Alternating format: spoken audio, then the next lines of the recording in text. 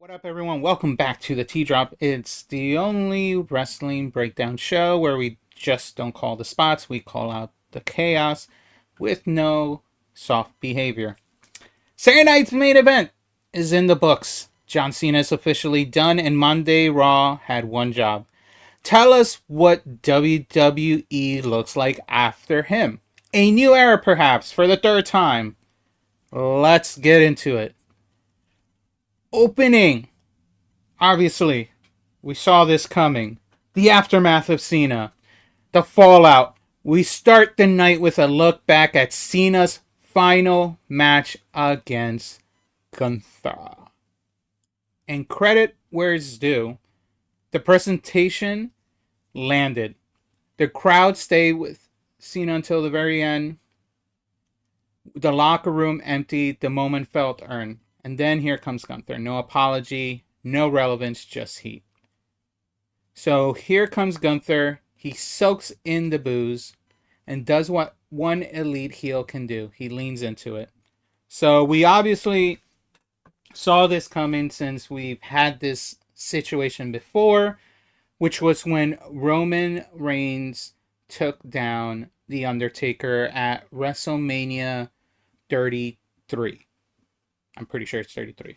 He took down, and then the next day, for almost 20 minutes, all we heard were boos, you suck, whatever, to Roman Reigns, and all he did was sit there, absorbed it, and he ended the night with one line saying, "This is my yard now," and left. 20 minutes of that, and I was praying we weren't going to get the same level of time length, but luckily we didn't. But I feel this one was just as good as Roman's. If not, Gunther went a little trollish, if you think about it. So Gunther soaks in the booze and leans into it, and he says it plainly. He didn't just beat Cena, he made him tap out. And then he repeats it again and again. And he goes a little crazier. Like a little more aggressive than what I'm describing right now, and I'm trying to keep it PG a little bit here. So, but he did say he tapped out like a little, yeah. So, each time he left, he decided to leave. He goes up on a table. He tries to get them to boo on him on the table. He says it again. He leaves. Then he comes back. Leaves. Comes back, keeps saying the same thing. Each time he leaves, he comes back to twist the knife, including climbing the announcer table. Just to remind everyone one more time, this wasn't cheap heat. This was Gunther painting a flag, and backstage, the flag doesn't sit well at all. Backstage, that was probably my favorite part besides out here, is how he reacted when he went through the gorilla position and everyone looking at him like he destroyed their childhood, like all of the backstage area childhood. He passes by American Alpha, and he's like, "Do you have something to say?" And they're like, "You should be ashamed." And he's just like, "Whatever. See you later. You're not gonna do anything about it." He passes by R-Truth, and R-Truth calls him trash. And he's like, "Okay, is that all you got to say?" He just took it in. It was probably one of the most amazing segments Gunther has done. Adam Pearce goes up to him and calls him reckless. And Pearce doesn't...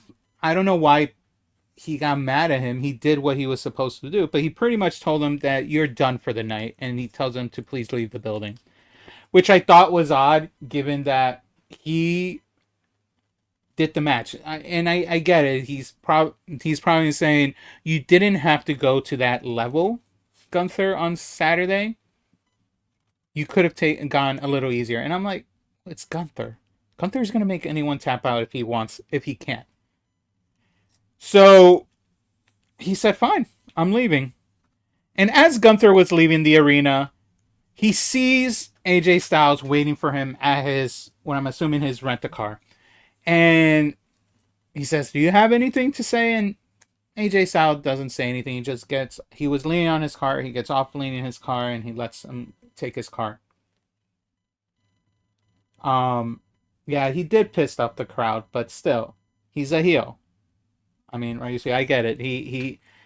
Pierce was mad that he pissed off the crowd, but he's a heel. What do you expect? You. When did WWE become soft? How? When did the fans become soft?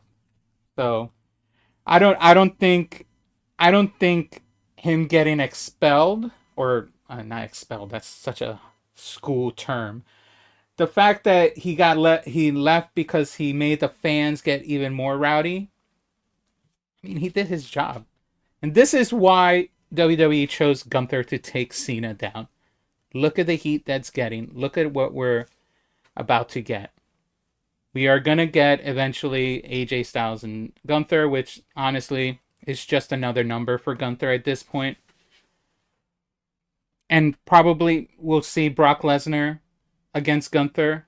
There's rumors that he might be facing him in WrestleMania, which I'm okay. I'm like, whatever. But yeah. When Gunther left the arena, he got into the cart. Probably the best ending of this segment is he rolls down the window with his smug and looks at AJ Styles and says, "You can't see me," and then he leaves disrespectfully, and that's his job for the night. Shit, if I was a heel and I can just show up for 5 minutes and end my day, I'll be a happy camper. And he still got the payment he did. What's going on, Chad? Oh man, when the Undertaker streak was broken, I mean, why didn't Roman Reigns get kicked out of the arena after his segment? His segment was longer. If anything, he should have been kicked out quickly because he wasted 20 minutes of my life and everyone's life for him just standing there. At least Gunther's was underneath 15 minutes, if not 10. So, anyway, good for Gunther. He also posted something on Instagram addressing what I'm going to call the Cena fans because everyone's crying about it. But hopefully the crying stops by the time Christmas shows up. We will see. Anyway, this is my yard now. Yes! And people kept getting mad over him. But look at Roman now. Eventually, people will accept Gunther again. They already accepted him, but they'll re-accept him. Anyway, the next match, Usos versus the New Day. If you've never seen this match, well, guess what?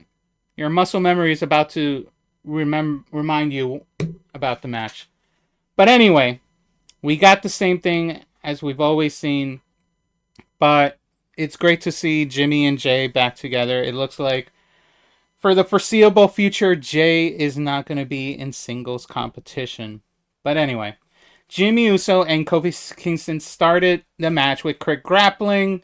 Neither man wanted to overextend early because they both know how dangerous the other can be. Jimmy tries to establish power, but Kofi immediately answers with his speed, his ducking strikes, and forcing Jimmy to reset. New Day quickly reveals their strategy, cutting them in the ring in half. Woods and Kofi isolate Jimmy, tagging in and out consistently, never allowing him to reach Jay. Woods in particular was vicious, short kicks, sharp stomps, constantly talking trash, because that's what he's good at. Jimmy isn't just being beaten, he's getting frustrated over all that. When Jimmy finally escapes his way out of the corner, the building knows what's coming. The Umaga attack lands, and the crowd erupts because that's survival, and no momentum. Whoops, I hit my mic. The hot tag to Jay was explosive. Jay hits the ring like a storm, super kicks, crossbodies, and relentless movement. Every move had urgency behind it. When Jay covers Woods and only gets 2, there's tension. This isn't going to be easy. The double Superfly Splash looks like the end, and when Kofi kicks out, the entire arena gasps. The kick out matters. It tells you the New Day isn't just surviving. The final sequence becomes very chaotic. Kingston rams Jay into the steps. Woods plants Jimmy on the floor. Daylight nearly steals it. But the Usos endure. They regroup one spear, then another. And when the 1D finally hits, it feels earned, not flashy, just decisive. This wasn't about proving who's better. This was about proving who still belongs in the tag division. So that was that match. It's a reminder of the Usos still having it. Hopefully, we get some remembrance that there's a tag division in Raw. We'll see. But anyway, uh, after this, we had a short segment that it seemed like Rhea was going to come out, but eventually she gets attacked by the Kabuki Warriors, and they launch a vicious attack between her and Io Sky en route to their future match for the Women's Tag Team Championships. So that match, I believe, is happening on the January 5th of Raw. We're going to have that, plus the World Heavyweight between CM Punk and Bron Breakker. So make sure you guys check that out if you want something massive to happen. Maybe that'll be part of the new era again. But anyway, this was the match I was looking forward to based on the segments of Natalya and Maxine Dupree to see what Maxine Dupree is going to bring new to the table besides a new look. And ironically enough, Ivy now showed up with a new look, which I gotta say looks better. She used to braid her hair, and I get it because she was throwing this scrapper or fighter UFC style gimmick, but she looks better now. Don't know why they made the decisive change, but it feels weird that she got a new look at the same time as Maxine Dupree, which almost looks a little similar, but we're gonna ignore it because at least Ivy now is gonna get more recognized, and I'm all for it. That was more shocker for me than how great this match was, but goddamn. The match was built around contrast. Maxine started with defiance, slapping Ivy, trying to establish herself emotionally rather than physically. Ivy immediately shuts it down. She double legs Maxine, smothers her with pressure, and makes it clear this isn't going to be a feel-good story for her, even though she has a new gimmick. Ivy controls the early stretch of this match, targeting the neck, the arm, dragging Maxine down every time she tries to build momentum. And she was just grinding the match on Maxine. Maxine's comeback isn't explosive. Eventually, when it does happen, see, there's her full new look. It becomes reactive. A kick lands because Ivy hesitates. A pump kick connects because Ivy underestimated her. The fisherman's suplex gets a near fall, and the crowd reacts not because it was devastating, but because Maxine is surviving longer than Ivy even expected. Ivy almost ends it with a powerbomb, but confidence turns into arrogance. She poses, she delays, and that became her biggest mistake in this match. Maxine grabs her ankle. Ivy escapes. Maxine grabs it again. This time she grapevines, locks in deep, and refuses to let go. Ivy taps because she was dominated and got caught. Maxine isn't, based on this match, yet a dominant champion, but she is a scrappy one. And that story fans can follow in the coming weeks. So applause to her for grabbing attention. And I hope it just becomes more as the weeks come. Maybe we'll get more segments with Natalya. It'll be cool. Maybe Natalya does a segment with her saying, I saw your match against Ivy now. You did okay, but you need to do better. And maybe they take her to the actual heart dungeon. But we'll see. Anyway, that was a good match. Here we go. Before the women's heavyweight match, we get a promo break segment between CM Punk pretty much calling out Bron Breakker. As always, a CM Punk segment works not because he's just yelling on the mic. He is showing control. Punk doesn't rush to the ring at all, but you see that he's fired up. He walks out measured, almost a little irritated, you can see. Also, his new jacket looks amazing. The bomber jacket. They are selling it online, but it's pretty expensive. Anyway, um, he looks almost irritated, like someone who's been thinking about the moment rather than calculatedly rehearsing his promo, which mattered. Um, this is veteran Punk at his best, and he knows exactly who Braun Breaker's trying to beat. Punk opens up by reframing the narrative. He doesn't talk about the title first. He talks about time, about sitting at home, about listening to people talk about him while he's not here to respond. That's Punk saying he's been watching, waiting, and studying. Not a sign of weakness. Then he goes for Braun's pressure point. Family legacy. Not disrespectfully, though. Clinically. Punk doesn't say Braun is bad. He says Braun is loud. He says Braun confuses intensity with intelligence. He says Braun is trying to summon the ghost of 2011 Punk because he doesn't know how to beat the 2025 version. That, to him, is a kill shot. Because Braun has been screaming for the idea of Punk, the rebel, the menace, the myth, while standing across from a guy who has already survived the system Braun is still being protected by. Then Punk dismantles the vision with his words. He doesn't treat Logan Paul, Bronson Reed, or the Masked Man as threats. He treats them as accessories, tools. He lumps them together like clutter, and that's intentional. Punk isn't afraid of numbers. He's somewhat insulted by them. And when Punk brings up Heyman, that's when the promo shifts from sharp to dangerous.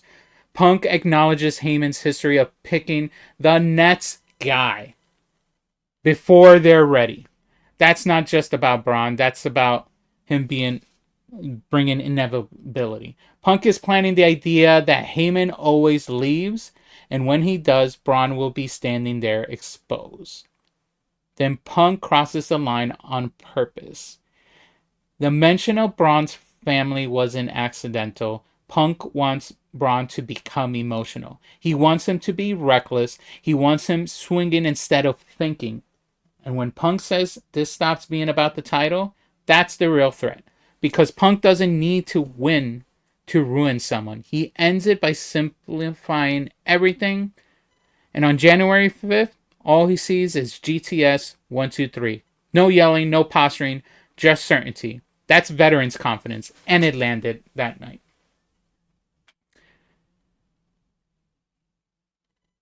I don't know. I mean, this is him pushing over. I still think Braun is going to win on January 5th. He's going to win. He's going to take him out. And we'll see what happens from there. But from this segment, CM Punk got a big win. This was Punk reminding everyone why he is still dangerous. He didn't need physicality. He didn't need brawl. He controlled the room with his words, as he always does. And why everyone loves him as the CM Punk that he is. He came off as smarter, more experienced, and completely unafraid of Braun's entourage. He didn't chase heat. He earned the respect from the fans. Braun Breaker conditionally will win. He didn't lose the segment. It just helped him create a reason why he's going to be that dangerous on January 5th. I don't know how it's going to pay off, but if he loses January 5th, this promo becomes not just a setback. But we will see. Anyway, let's move on to the women's title. For some reason, this photo overlapped this one. But we have Raquel Rodriguez challenging Stephanie Vaquer for the women's world title. This match went pretty quick.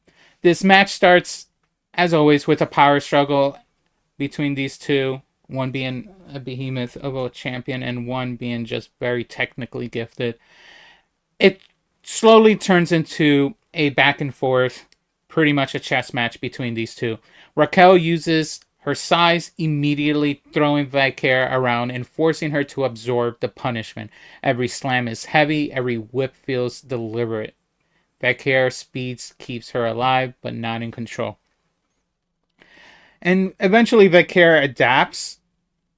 She attacks her Raquel's arm. She pulls Raquel into awkward positions.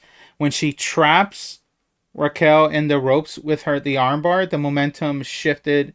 Suddenly Raquel is just reacting versus being prepared as she was before. Raquel regains control with brute force eventually, but you can see the frustration creeping in. Raquel won't stay down. Every escape costs Raquel more energy. And just as the match started finding their rhythm, of course, Nikki Bella interrupts everything. And then we get the DQ. DQ obviously gives, like, we obviously knew if this match would have continued, Stephanie was going to win, but because they want to do more with Raquel, obviously we were going to see a DQ finish the same way we had with Oba Femi and Cody at Saturday night main event. But we get a Rob match payoff.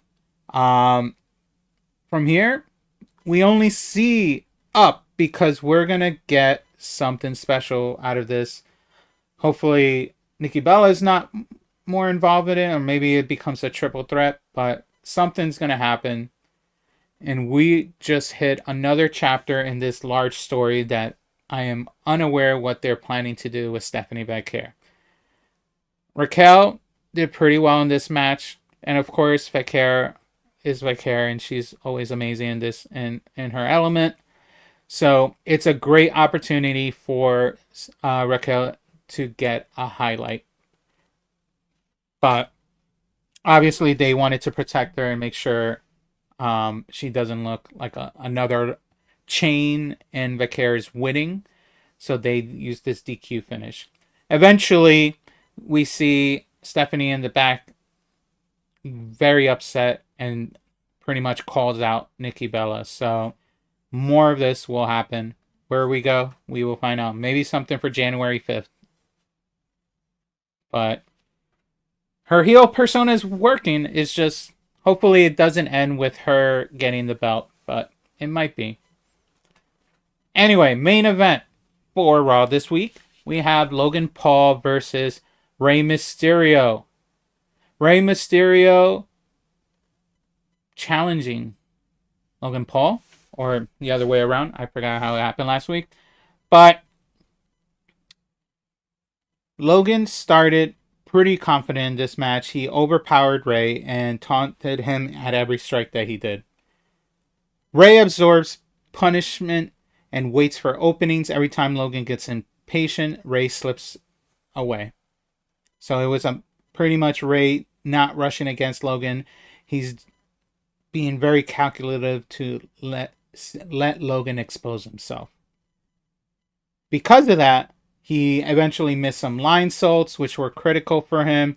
Logan's athleticism becomes his downfall. Rey capitalizes every moment he could, with the crowd believing more with every exchange. The Super Hurricanrana nearly ended the match, and the moment matters because it reminded everyone Rey can still go. Logan mocks Rey with the Three Amigos, weaponizing legacy, obvious smart heel work, and disrespecting at the same time. But eventually we do get an interference, which changes everything. But what do you know? The Masked Man shows up once again and begins his brutal assault with a stomp, becoming an unfair advantage, and eventually Logan hits the splash and making the match win. Logan wins, but obviously in heelish status, not clean. And then eventually we see CM Punk showing up, trying to protect his friend Rey.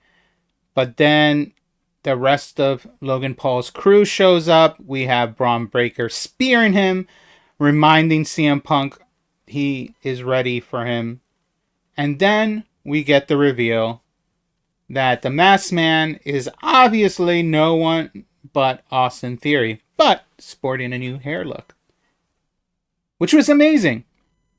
He looks better. I think this is a better look for him.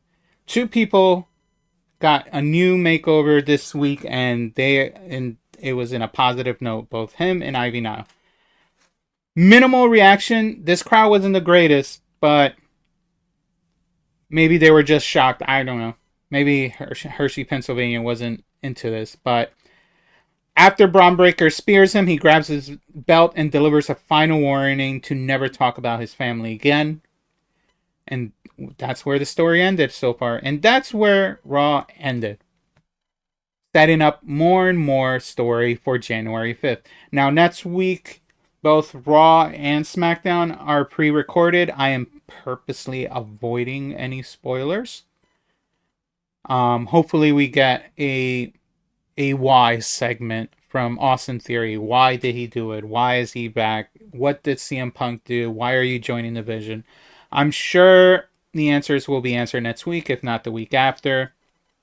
But definitely all this should be answered before the January 5th date. This Raw wasn't perfect, but it moved some pieces. Gunther obviously continuing establishing his dominance after his win against John Cena. The Usos reclaiming relevance again as tag team royalty. Maxine showing her improvement after all these segments.